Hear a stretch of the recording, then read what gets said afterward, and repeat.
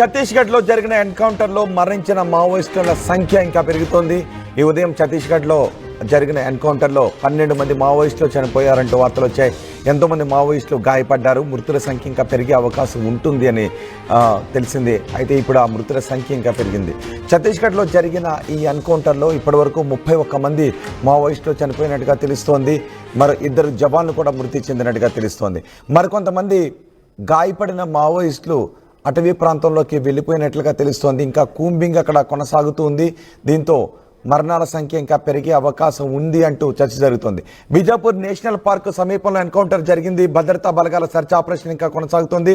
మావోయిస్టులకు ఇటీవల కాలంలో ఎదురు దెబ్బలు తగులుతూనే ఉన్నాయి. 10ల సంఖ్యలో మావోయిస్టులు ఈ ఎన్కౌంటర్లో చనిపోతున్నారు. 2026 నాటికి మొత్తం మావోయిస్టులు లేని భారత్ను నిర్మిస్తామంటూ ఇప్పటికే అమిత్ షా ప్రకటించారు. ఈ నేపథ్యంలో కూంబింగ్ను కూడా రాష్ట్రాలతో కలిపి కేంద్ర బలగాలు కూంబింగ్ను అటవీ ప్రాంతాల్లో కొనసాగిస్తూ ఉన్నాయి. ఛత్తీస్గఢ్లో ఇంకా కూంబింగ్ కొనసాగుతోంది.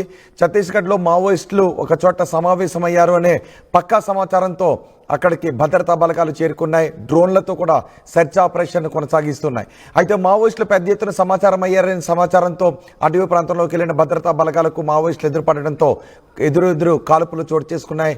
ఈ ఘటనలో 2 భద్రతా సిబ్బంది కూడా చనిపోయినట్టుగా తెలుస్తుంది. 2 జవాన్లు కూడా ఈ ఎన్కౌంటర్లో చనిపోయారు. ఎంతోమంది మావోయిస్టులు గాయపడ్డారు. 31 మంది మావోయిస్టులు చనిపోయారంటే మామూలు విషయం కాదు. భారీ ఎన్కౌంటర్, కొన్ని గంటల పాటు ఈ ఎన్కౌంటర్ చోటు చేసుకుంది. ఈ ఎన్కౌంటర్లో 31 మంది మావోయిస్టులు చనిపోయారు. ఇంకా భద్రతా బలగాలు అక్కడ సెర్చ్ ఆపరేషన్ కొనసాగిస్తున్నారు.